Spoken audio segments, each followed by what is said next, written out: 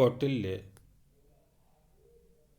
के राजा संबंधी विचार। मैं Kaushal Kumar Sen, assistant professor political science, Babu Shobharam, government arts college Alwar, BA part first के इस पेपर में हम मनु के बाद अब कौटिल्य का अध्ययन करते हैं और इस अंक में कौटिल्य के राजा संबंधी विचारों का अध्ययन करेंगे। सबसे कौटिल्य का संक्षिप्त परिचय कि जन्म, कौटिल्य का जो जन्म है वह है ईसा पूर्व 3री शताब्दी में तक्षशिला में हुआ था। वास्तविक नाम विष्णुगुप्त शर्मा था, किंतु भारतीय जनमानस में इन्हें कौटिल्य के नाम से जाना जाता है। कौटिल्य का अर्थ है कपटी। यह माना जाता है या कुछ विचारक यह मानते हैं कि इनका जन्म ब्राह्मणों के कुटिल गोत्र में हुआ है, जबकि कुछ मानते हैं कि कौटिल्य नामक ब्राह्मण कुल में इनका जन्म हुआ है, इसी से इनका नाम कौटिल्य पड़ा। कौटिल्य हठी, क्रोधी, किंतु विद्वान व तपस्वी थे।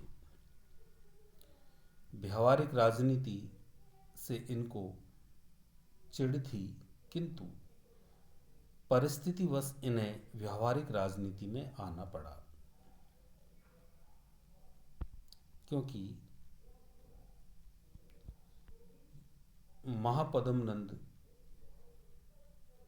द्वारा इनका अपमान किया गया।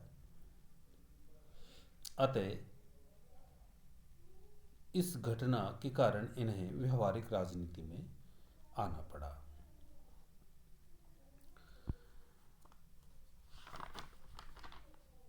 उन्नीसवीं शताब्दी तक सभी कौटिल्य के अर्थशास्त्र से अनभिज्ञ थे, किंतु 1905 में तंजौर के एक ब्राह्मण ने इसकी एक हस्तलिखित पांडुलिपि तत्कालीन मैसूर राज्य के प्राच्य पुस्तकालय में भेंट की और इस पुस्तकालय के अध्यक्ष शाम शास्त्री के विशेष प्रयत्नों से सन 1909 में इस ग्रंथ का प्रकाशन संभव हुआ। अर्थशास्त्र इनका प्रमुख ग्रंथ है। खुद कौटिल्य ने इस कोटेशन के माध्यम से कहा है कि मनुष्यों की जीविका को अर्थ कहते हैं और मनुष्यों से युक्त भूमि को भी अर्थ कहते हैं। जो शास्त्र इस भूमि की प्राप्ति तथा इसकी रक्षा के उपायों को बताता है उसे अर्थशास्त्र कहते हैं। अर्थशास्त्र की शैली एवं भाषा अर्थात अर्थशास्त्र गद्य एवं पद्य में रचित है। पद्य भाग में 375 श्लोक हैं। अर्थशास्त्र की अध्ययन पद्धति आगमनात्मक है। कौटिल्य का राजनीति के प्रति यथार्थवादी दृष्टिकोण था।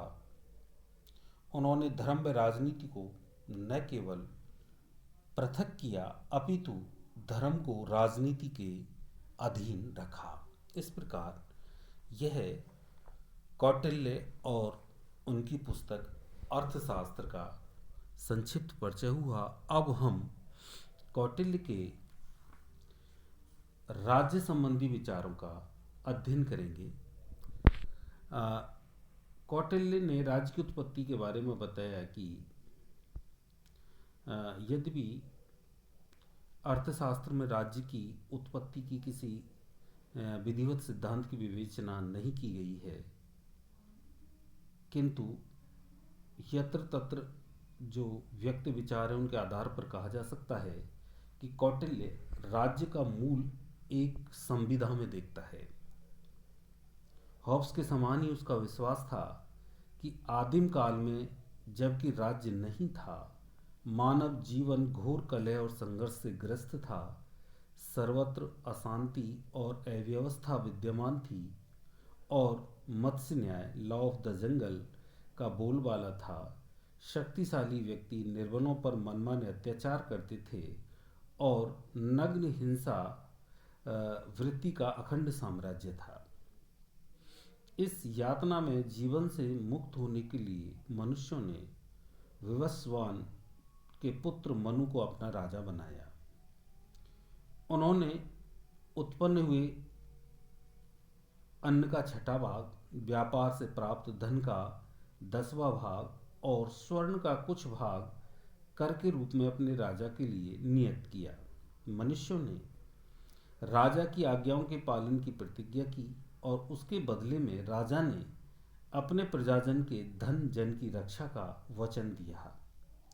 इस प्रकार कौटिल्य के राजदर्शन में राज्य की उत्पत्ति में उस संविदा सिद्धांत के दर्शन होते हैं जिसका विशद और व्यापक विवेचन आगे चलकर पश्चिमी विद्वानों हॉब्स, लॉक और रूसो के द्वारा किया गया।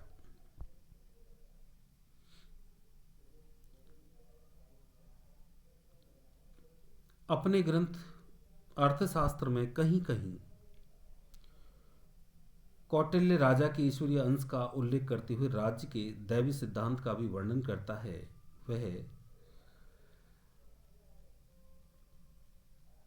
उसका मूल विश्वास तो संविदा सिद्धांत में ही था, और वह राज्य के दैविक मूल की चर्चा तो केवल सर्वसाधारण में राज्य के प्रति भक्ति भावना को दृढ़ और राजा में शासन कार्य के प्रति धार्मिक भाव उत्पन्न करने के लिए करता है।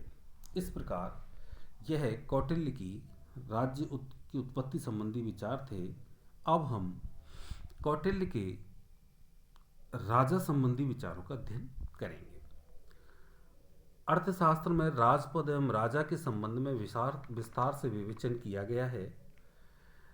इस पूरे विवरण को अनेक भागों में बांटकर हम इसका अध्ययन करेंगे। सबसे पहले राजा के व्यक्तिगत गुण एवं योग्यता, अर्थात कौटिल्य के अनुसार राजा में कौन कौन से गुण और योग्यताएं होनी चाहिए।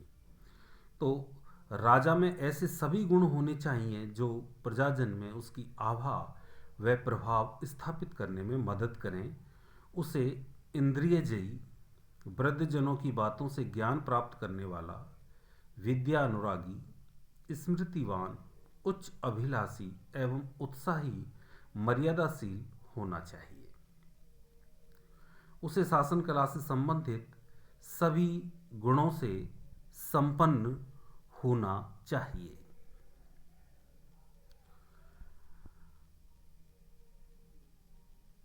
कौटिल्य ने युवराज की शिक्षा के संबंध में कहा है कि कौटिल्य के अनुसार उपनयन संस्कार के बाद राजकुमारों को विभिन्न आचार्यों से त्रयी,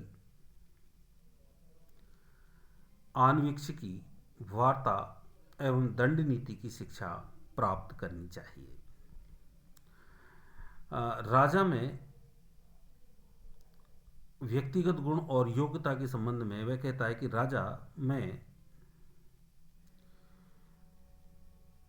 प्रसन्नचित, मृदुभाषी, प्रजा कल्याण तथा प्रजा सम्मान में रुचि रखने वाले सभी गुण होने चाहिए, ताकि उसकी लोकप्रियता, प्रजा में उसकी लोकप्रियता बढ़े। राजा को ऐसे सभी नैतिक गुणों से संपन्न होना चाहिए जो शासक के रूप में उसकी मानसिक क्षमता को बढ़ाने वाले हों। उसे इंद्रियजयी, वृद्धजनों की बातों से ज्ञान प्राप्त करने वाला, विद्यानुरागी, स्मृतिवान, उत्साही, मर्यादाशील, अन्यों के धन व स्त्री का अपहरण करने वाला या त्याग नहीं होना चाहिए। उसे शासन कला से संबंधित सभी गुणों से संपन्न होना चाहिए। उसे बुद्धि वाला, सुयोग, परिषद वाला, शौर्यवान, राज्य की विभिन्न प्रकृतियों की विपत्ताओं का प्रतिकार करने में समर्थ, सामंतों को नियंत्रित रखने में समर्थ, संकट काल में अन्य धन व सेना का उचित प्रयोग करने वाला, यंत्र मंत्र को गुप्त रखने वाला होना चाहिए। तीसरा, राजा की दिनचर्या। राजा की दिनचर्या के बारे में कौटिल्य ने कहा है कि कौटिल्य ने दिन व रात्रि के संपूर्ण काल को कुल 16 भागों में बांटा है और दिन के 8 भागों तथा रात्रि के 8 भागों की अलग अलग कार्यसूचियां दी हैं। कौटिल्य ने काल के प्रत्येक भाग को नालिका कहा है। प्रत्येक नालिका आधुनिक दृष्टि से 1.5 घंटे के बराबर है। कौटिल्य द्वारा प्रस्तुत राजा की दिनचर्या से यह स्पष्ट है कि राजा को सोने के लिए मात्र 2 नलिकाओं अर्थात 3 घंटे का समय पर्याप्त है और उसे व्यक्तिगत कार्यों के लिए समय उपलब्ध है। उसका संपूर्ण जीवन राज्य कार्यों के लिए समर्पित है। इस प्रकार उसके लिए सत्ता भोग का उतना विषय नहीं है जितना कर्तव्य पालन का। अतः कौटिल्य ने राजा की कल्पना एक राजर्षि के रूप में की है। उसने कहा है कि राजा परिस्थितियों एवं अपनी क्षमताओं के अनुसार इस दिनचर्या में व्यवहारिक परिवर्तन कर सकता है। उन्होंने अमात्यों का यह दायित्व बताया है कि वे विलास के लिए लालायित राजा को दिनचर्या के अनुसार कार्य करने के लिए प्रेरित करें। चौथा है राजा के कार्य एवं शक्तियां। कौटिल्य ने एक अति शक्तिशाली, विस्तृत व केंद्रीय राजतंत्र की व्यवस्था को स्वीकारा है। अर्थशास्त्र में वर्णित राजा के प्रमुख कर्तव्य एवं शक्तियों के बारे में बताया है कि राजा में शांति एवं व्यवस्था बनाए रखने का गुण होना चाहिए। दूसरा, समाज व्यवस्था की रक्षा करना, वर्ण आश्रम व्यवस्था की रक्षा करना, परिवार के संगठन की रक्षा करना, राज्य के सप्तांग स्वरूप की रक्षा करना, राज्य की बाह्य आक्रमण से रक्षा कर तथा राज्य की सीमाओं का विस्तार करना, शासन के विभिन्न पदों पर नियुक्ति करना। अगला है राजज्ञा अर्थात विधि निर्माण संबंधी कार्य करना। कौटिल्य ने विधि के 4 स्रोतों का उल्लेख किया है। धर्म अर्थात वेद, व्यवहार अर्थात धर्मशास्त्र या स्मृति, चरित्र अर्थात सदाचार तथा राजशासन अर्थात राजज्ञा। और इन चारों में पहले विधि स्रोत की तुलना में बाद के विधि स्रोत को अधिक श्रेष्ठ माना है। इस प्रकार कौटिल्य ने राजा द्वारा निर्मित विधि को अन्य कानूनों की तुलना में श्रेष्ठता प्रदान की है। यह उल्लेखनीय है कि प्राचीन भारत में धर्मशास्त्री आचार्यों ने राजा को विधि निर्माण का प्रत्यक्ष अधिकार नहीं दिया है, किंतु कौटिल्य ने राजा को ऐसा अधिकार दिया है। राजा कृषि, व्यापार, उद्योग, राजभृत्य, वैदेशिक व सेना संबंधी विषयों के लिए विभिन्न नियम बनाता है। वह विधि निर्माण में मंत्रिपरिषद से विचार विमर्श कर सकता है। राजा के न्याय संबंधी कार्य।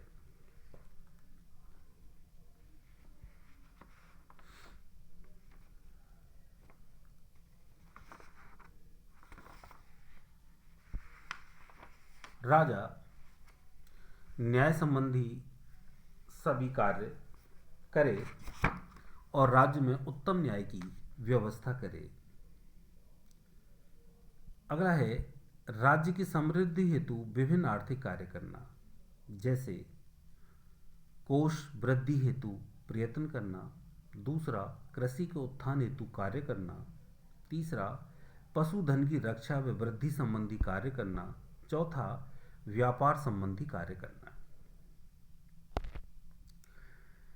अगला कार्य है प्रजा कल्याणकारी कार्यों को करना, जैसे स्वास्थ्य संबंधी कार्य करना, अग्नि में बाढ़ से रक्षा करना, दुर्भिक्ष से रक्षा करना, शिक्षा व नैतिकता संबंधी कार्य करना, हिंसक पशुओं से रक्षा करना, प्रजा के धर्म व संस्कृति की रक्षा करना, असहायों की रक्षा करना। इस प्रकार कौटिल्य ने राज्य की उत्पत्ति के साथ राजा के अधिकार एवं कर्तव्यों का उल्लेख किया है। साथ ही उन्होंने राजा पर अपने राजा को निरंकुश नहीं बताया है। उन्होंने अपने राजा पर अनेक नियंत्रण लगाए हैं, जैसे धर्म व सदाचार का नियंत्रण है, अर्थात कौटिल्य ने राजा की सत्ता को धर्म के अधीन माना है।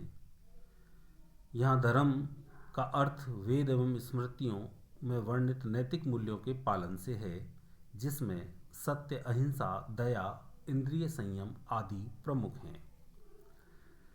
दूसरा, राजा की शिक्षा एवं प्रशिक्षण द्वारा राजा की शक्तियों को नियंत्रित किया है, अर्थात कौटिल्य का मत है कि सुशिक्षित राजा प्रजा रक्षण में तत्पर रहता है। अतः उन्होंने राजपुत्र अर्थात भावी राजा के लिए ऐसी शिक्षा एवं प्रशिक्षण की व्यवस्था स्वीकारी है जो उसमें अभिगामिक प्रजा उत्साह एवं आत्मसंयत गुणों की स्थापना में सहायक हो। उसने राजा पर अगला नियंत्रण राजा की दिनचर्या के संबंध में लगाया है। कौटिल्य ने राजा की दिनचर्या का निर्धारण करके उसके विनयी एवं आत्म संयमी जीवन व्यतीत करने की प्रेरणा दी है। इस दिनचर्या में बताए गए कार्यों से यह स्पष्ट है कि राजा का कोई निजी जीवन नहीं होता, अपितु उसे प्रजा हित के लिए राजऋषि का जीवन व्यतीत करना चाहिए। इसी प्रकार अगले नियंत्रण में राज्याभिषेक में राजा को शपथ दिलाई जाती है कि जब राजा का राज्याभिषेक होता है तो उस समय गणमान्य व्यक्तियों एवं सामान्य प्रजाजन के सामने राजा द्वारा यह शपथ ली जाती है और उसकी उद्घोषणा भी राजा की सत्ता की मर्यादा एवं सीमा को प्रकट करती है। राजा शपथ द्वारा प्रतिज्ञा करता है कि वह राज सत्ता का प्रयोग धर्मपूर्वक एवं मात्र प्रजाहित में ही करेगा। राजा पर पुरोहित एवं ब्राह्मण आदि वर्ग का भी प्रभाव रहता है, वो भी राजा के को नियंत्रित करता, उसे निरंकुश होने में नहीं देता। फिर उसके बाद अमात्यों एवं मंत्रिपरिषद का नियंत्रण रहता है। उच्च प्रशासनिक अधिकारियों एवं विभाग अध्यक्षों के साथ ही मंत्रियों को भी अमात्य कहा जाता था। कौटिल्य ने कहा है कि राजा एवं अमात्य दोनों ही राज्य रूपी गाड़ी के दो पहिए हैं और इनके आपसी सहयोग से ही राज्य का कुशल संचालन संभव होता है। अतः राजा को अमात्यों के परामर्श से ही शासन करना चाहिए। इसी प्रकार न्याय व्यवस्था संबंधी नियंत्रण लगाया है।